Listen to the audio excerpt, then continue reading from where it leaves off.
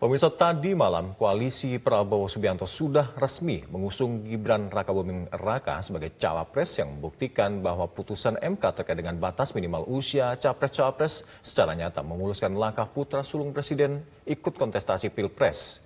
Dan majunya Gibran pun dinilai berpotensi menggerus demokrasi. Dan untuk membahasnya sudah bersama kami pakar hukum tata negara Ferry Amsari. Selamat pagi Mas Ferry. Pagi, Mbak Mega, Mas Alka. Ya, Mas Ferry, banyak nih yang menilai majunya Gibran sebagai cawapres adalah alarm runtuhnya demokrasi dan cita-cita reformasi yang tengah berjalan ini akan kembali ke nol lagi. Lantas, bagaimana pandangan Anda? Apakah ada kerugian yang akan dialami oleh Republik ini? Ya, pertama perlu direspon soal konflik kepentingan yang terjadi di Mahkamah Konstitusi, bahwa sebagian hakim konstitusi menyatakan tidak terdapat konflik kepentingan dengan keterlibatan Ketua MK yang merupakan pamannya Gibran, maka pengumuman dari Koalisi Indonesia Maju bahwa capresnya adalah Gibran Rakabuming Raka itu mengkonfirmasi kepentingan dari putusan MK itu sendiri. Ini salah satu bukti bahwa putusan MK ini berkaitan dengan Gibran. Jadi benarlah kiranya putusan ini dipaksakan agar Gibran bisa menjadi calon wakil presiden. Kedua, tentu saja ini membangun elit baru politik yang bernama keluarga Joko Widodo. Bagaimana kemampuan keluarga ini menguasai ruang-ruang kepentingan politik. Kita bisa lihat putusan hari ini bukan tidak mungkin adalah alat sandera untuk Pak Prabowo mengumumkan siapa calon wakil presidennya, sehingga sebelum putusan persis satu hari, bahkan tidak sampai satu hari, malam kemarin, untuk kemudian dikaitkan dengan putusan hari ini yang mencoba membatasi batas usia maksimum dari calon presiden. Jadi ini akan sangat bisa dibaca korelasinya ya, putusan soal calon wakil presiden, batas minimum calon presiden dan calon wakil presiden, dan kemudian putusan batas maksimum calon presiden dan calon wakil presiden, semua berkaitan untuk mengusung kehadiran Gibran Rakabuming Raka dalam kompetisi politik kali ini. Saya betul-betul merasa karena ini adalah dominasi keluarga, maka inilah politik dinasti itu. Dalam berbagai kajian politik dinasti itu ya dimaksudkan adalah dominannya keluarga tertentu dalam ruang politik yang berujung dengan berbagai kemudahan yang mereka dapatkan di ruang-ruang politik tersebut. Iya, ya, Mas Ferry, dan uji materi terkait dengan batas maksimum Capres dan Cawapres akan diputuskan di hari Senin ini. Menurut Anda ini masih terkait dengan hal ini?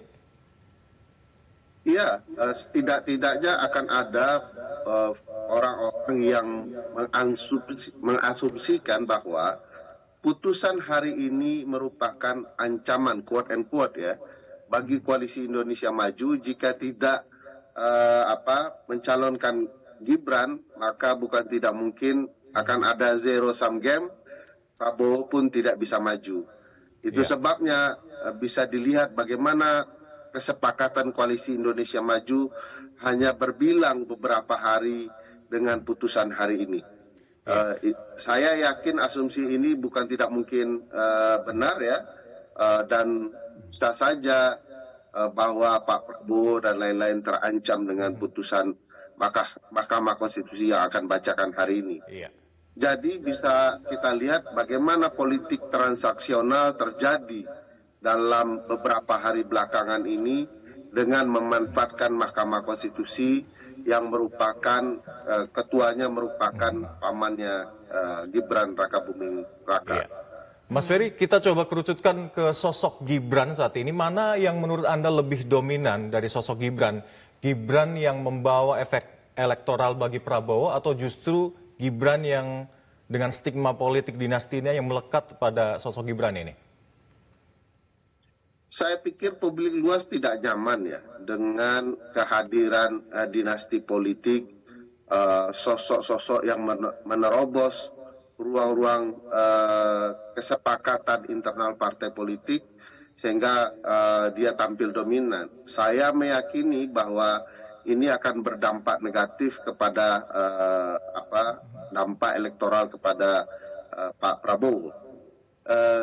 Hanya saja kita ketahui bahwa proses penyelenggaraan pemilu potensial curangnya akan luar biasa, dan saya yakin ya ini bisa menjadi sangat buruk dalam proses penyelenggaraan pemilu kita, meskipun efek elektoralnya negatif bagi Pak Prabowo, cuman ceruk-ceruk kepentingan yang masuk dalam proses penyelenggaraan itu bukan tidak mungkin sudah disiapkan untuk kemenangan Gibran Rakabuming Raka. Iya, Mas Ferry, ini kan duet Prabowo Gibran ini kan memunculkan kekhawatiran adanya kampanye yang tidak sehat karena kan Prabowo menteri, Gibran juga kepala daerah begitu ya. Takutnya ada penyalahgunaan alat negara seperti adanya ketidaknetralan antara pemerintahan begitu. Nah, kira-kira dengan adanya kekhawatiran seperti ini seberapa besar potensi adanya penyalahgunaan alat negara dan juga apakah Bawaslu bisa membendung dari ketidaknetralan bara pemerintahan ini? Ya, potensi penyalahgunaan kewenangan dan kekuasaan besar terjadi di berbagai ruang politik kita. Bukan tidak mungkin itu juga akan dialami dalam perkara ini, ya, di mana Pak Prabowo merupakan Menhan dan Mas Gibran merupakan wali kota. Tetapi kalau bersandar kepada undang-undang pemilu kita, semua upaya untuk mencegah itu sudah ada ketentuan pasal-pasalnya. Baik ketentuan yang memberikan ancaman berupa sanksi administrasi, misalnya pembatasan kampanye, pelarangan kampanye, juga ketentuan yang kemudian bisa berdampak pidana. Namun saya yakin dalam berbagai kasus yang berkaitan dengan perkara-perkara semacam ini, ujung-ujungnya itu tidak berjalan dengan baik, karena harus diakui misalnya sentra Gakumdu yang merupakan upaya penegakan hukum pemilu di bawah Bawaslu itu tidak berjalan karena diisi oleh kepolisian dan kejaksaan yang kita ketahui semua merupakan bawahan dari Presiden Joko Widodo. Jadi ini sulit ya bisa dianggap akan ada pengawasan serius dan melekat untuk tidak digunakannya fasilitas negara dan kewenangan yang ada bagi keuntungan para calon. Mungkin tidak langsung Pak Prabowo dan Mas Gibran ya yang memanfaatkan wewenang dan kekuasaannya, tetapi lingkaran mereka akan menggunakan berbagai kepentingan yang ada untuk memuluskan jalan, dan itu tentu saja merupakan pertarungan yang tidak sehat di iklim demokrasi kita.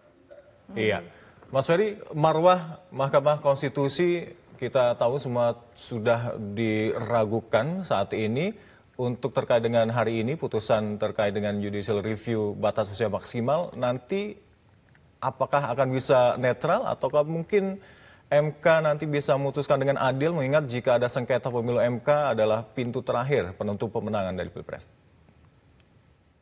Ya, saya pertama tidak terlalu yakin bahwa putusan ini akan membatasi hak Pak Prabowo, ya, karena logikanya akan sangat kontradiktif dengan putusan 90 yang memberikan keuntungan ke Mas Gibran, di mana putusan itu membuka ruang yang selebar-lebarnya bagi siapapun yang pernah memiliki pengalaman politik untuk maju.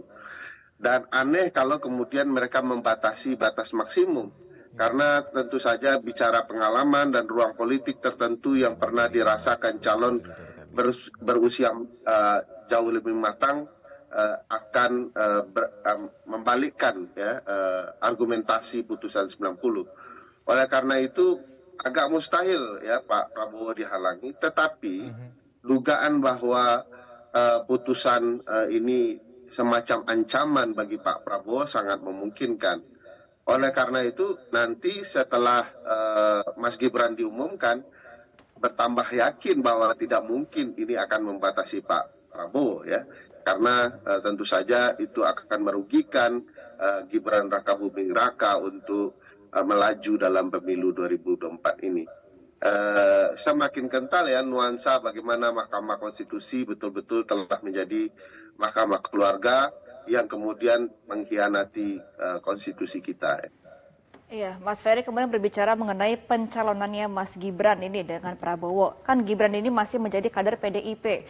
Jadi PDIP ini juga ada ketegangan antara pemerintah dan juga PDI Perjuangan dan ada wacana akan menarik semua menteri yang di kabinet kerjanya Pak Jokowi. Nah, kira-kira dengan adanya ancaman PDI Perjuangan menarik seluruh menterinya, apakah akan ada potensi konflik yang besar ke depan dalam kabinet kerja ini? Saya pikir problematikanya tidak hanya di keluarga Presiden Joko Widodo ya. Problematika itu juga ada di teman-teman PDIP. Mestinya PDIP betul-betul tegas ya. Biasanya ini sangat tegas kepada kader-kadernya yang membangkang ya. PDIP akan memecat atau memberikan sanksi yang cukup tegas. Dan dalam konteks kasus ini, kita tidak melihat ketegasan yang sama kepada Gibran dan Presiden Joko Widodo. Harusnya sudah sedari awal ya, PDIP itu memecat kader-kader yang membangkang.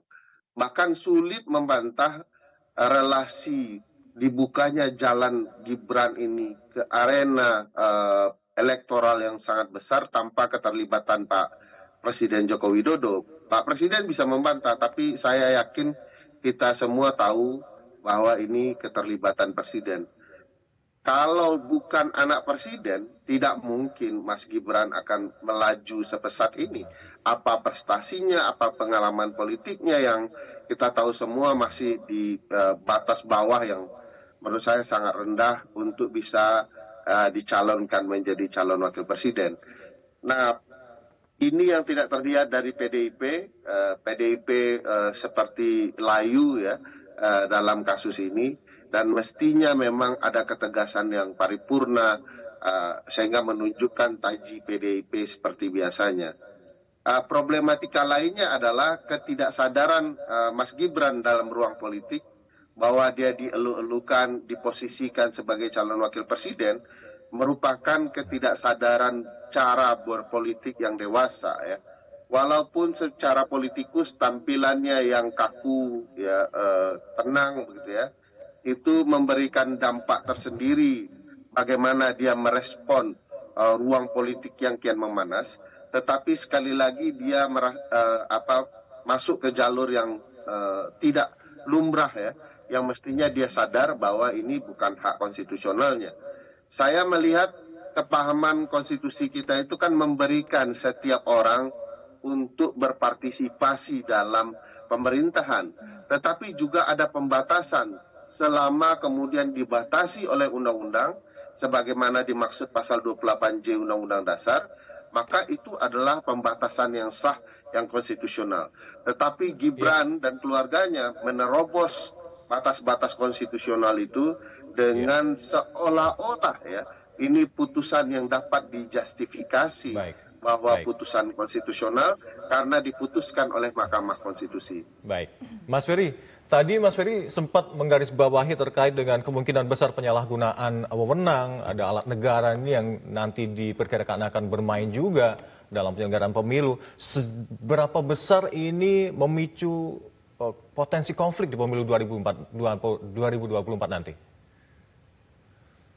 Ya, tentu akan ada ruang yang besar dalam konflik kepemiluan. Tapi dalam catatan kita di 2019 ya tidak banyak pelanggaran-pelanggaran pemilu itu memasuki jalur hukum, atau kemudian memasuki jalur hukum juga tidak ada dampak elektoralnya bagi pelaku atau pelanggar pidana pemilu atau kecurangan. Tentu publik bisa saja marah, tetapi kalau kita lihat bagaimana dominasi keluarga Jokowi dalam ruang-ruang atau sekat-sekat kepemiluan saat ini, ya menang di Medan, menang di Solo, menang secara nasional oleh Pak Presiden 2 kali ya, tentu sudah ada antisipasi bagaimana konflik dikendalikan dan segala macamnya. Itu sebabnya publik perlu bersama-sama ya ikut mengawasi, menggunakan matanya terkait berbagai kecurangan yang akan terjadi di lokasi mereka. Ini perlu pembangkangan massal terhadap keluarga Jokowi untuk tidak bisa menang mudah ya. Saya yakin mereka sudah mempersiapkan kemenangan, tapi publik harus sadar ini tidak boleh menang mudah, semua harus terlibat memantau dan mengawasi. Bahaya dinasti politik ini akan menyebabkan kerugian ke masyarakat secara besar dan berdampak ke berbagai kebijakan masa depan nantinya. Baik, kita akan nantikan bagaimana tahapan pemilu selanjutnya dan bagaimana kita melihat badan pemilu ini mengawasi berjalannya tahapan pemilu ini ya. Terima kasih Mas Ferry Amsari selaku pakar hukum tata negara. Selamat kembali beraktivitas Mas Ferry. Jelajahi cara baru mendapatkan informasi. Download Metro TV Extend sekarang.